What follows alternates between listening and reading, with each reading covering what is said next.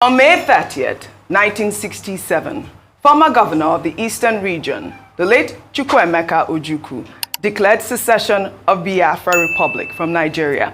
The declaration led to the civil war that started on July 6, 1967, and ended on January 15, 1970. It is estimated that during the 2.5-year war, between 500,000 and 2 million Biafran civilians died of starvation.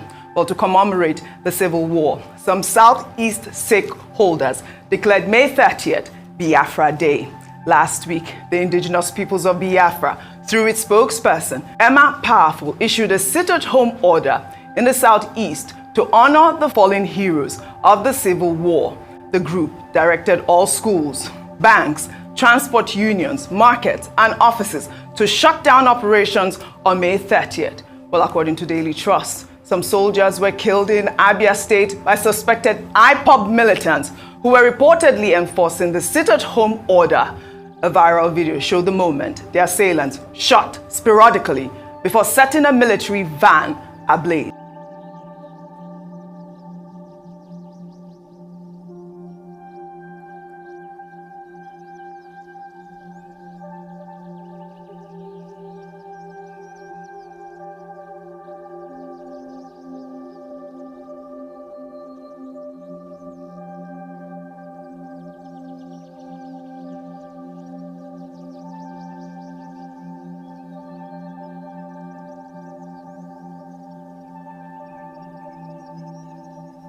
This is horrible, Dr. Abati, our soldiers being killed. Well, I reached out to the defense headquarters and, Edward Buba gave me a statement, and I'll read some of them in part. He actually said that, their troops were killed by terrorists of IPOB and ESN. He wrote, the troops deployed to enforce peace in the area and protect the citizens were mass attacked by the terrorists. The attack sadly took the lives of 5 personnel of the armed forces killed in action.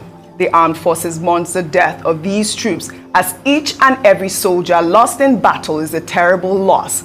Meanwhile, investigations are ongoing concerning the attack. Accordingly, it is absolutely imperative that the military retaliate against this dastardly act against troops. The military will be fierce in its response.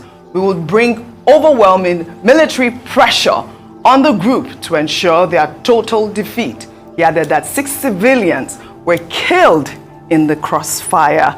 This is insane, really. But in the meantime, you don't need to be an Igbo man to condemn what just happened in Abia. As long as you're a human being and you have conscience, you have feelings, you have empathy, you have sympathy, you will condemn outrightly what just happened in Abia. Now I wish to state categorically that these men that killed the soldiers, they are not Igbos, they are terrorists. They are not Igbos and they will never be tolerated and accepted in Igbo land and Nigeria at large. This is a dastardly and a criminal act, and these men should be fished out and dealt decisively within the ambit of the law. They should not be let to go scot-free. The federal government, the state government, and all the security apparatus should swing into action, investigate this matter decisively, and those found wanting, culprits, should be brought to book and dealt with. They should spare innocent citizens. They should spare innocent civilians.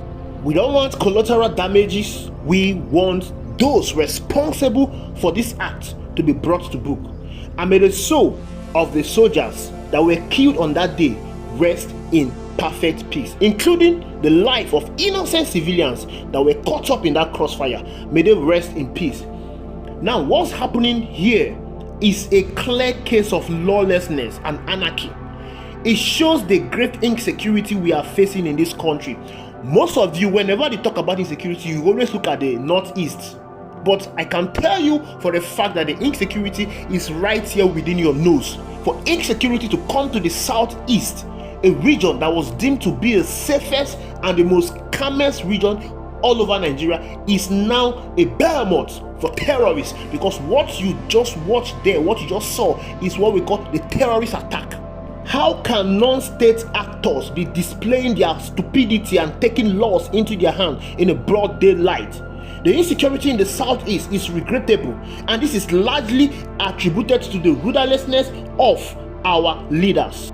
We have talked about how careless and how incompetent our leaders are. So I'm not really going to face them right now in this video. I'm going to face the person that I feel bad that caused this whole thing, and that person is Nnamdi Kanu. I don't want to know what you feel, but I'm going to tell you why I am blaming Nnamdi Kanu for the insecurity in the southeast. Nnamdi Kanu was released from the prison on bail, and he had the opportunity of uniting everyone in the southeast to be politically conscious. Rather, he went abusing the mind of the people on election. Kanu told the people to stay away from election. No election in Biafra land. He wants to achieve freedom, and the only way you can achieve freedom in this country today is not by the violence that is being perpetrated. It's not by sit at home. It's by a referendum. But unfortunately, the Nigerian constitution does not allow for referendum. How do you want a referendum in a country that does not allow referendum? You put men and women in power that will speak for the referendum to be included in the Nigerian constitution. Men and women in the National Assembly that will lobby other senators to include referendum in the Nigeria constitution. Because the current crop of leaders do not even care about referendum. They are benefiting from the political instability that is currently going on in Nigeria. They will not want that to end. But no, Nnamdi Kanu went about telling the people to stay away from election. Instead of using his popularity, instead of using the opportunity he has to plant men and women, political men and women across all the southeastern states, push them to the National Assembly, push them to the State Assembly, and give them an agenda to drive.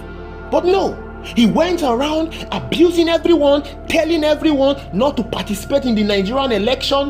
Where is Nnamdi Kanu today? He created the monster we have in the southeast. In his absence, the monsters he created in the southeast, they are now unleashing mayhem. They are taking advantage of Nnamdi Kanu to unleash mayhem in the southeast. They said it by sit at home. Why are they calling for sit at home? They are calling for sit at home because of the continual detention of Nnamdi Kanu by the federal government. That sit at home created this monster we have today. It gave room for criminal element to take advantage of the opportunity. What happened in Abia yesterday happened because a sit at home was declared. If you are declaring a sit at home, you should ensure the safety of people. How do you declare a sit at home and you send in criminal element to go and enforce that sit at home to the point of them killing soldiers? The people responsible for this sit at home should be brought to book. They should be arrested. They should be arrested. The people that declare that sit at home and send this criminal element to go and kill soldiers, innocent civilians, should be arrested. What in the name of God is sit at home? Of what benefit is sit at home to the economy? Of what benefit has that sit at home resulted? What has it drive home about? Has Nnamdi Kanu been released? No, but rather it has caused and led to the insecurity in the southeast. Criminal elements have taken advantage of that sit at home to perpetrate evil in the southeast. The big question is, do you want to achieve Biafra or you want to destroy your land? Thousands of students were prevented from writing their WAEC yesterday because of a sit at home, and you don't care about that. Every year, Armed Forces Day is being celebrated all over the world. All over the world. Why not use that same opportunity to celebrate your fallen heroes? Why must you have to create a separate day for yourself? All right, you want to create a separate day for yourself. We also have the June 12th for Abia without restricting movement. Why not celebrate your Armed Forces Remembrance Day to celebrate the fallen heroes of the Biafrans without restricting movement? Why not celebrate it without going to force people to close their shop, without destroying the economic activities of the day, without restricting students from writing their exam? What manner of madness is this? Why must any sensible person sabotage the economy and the future of students because of a sit at home? Nowhere in history have I seen this level of rascality in the name of independence and freedom. Millions of Igbos were killed fighting this same cause. Why can't you all learn from history?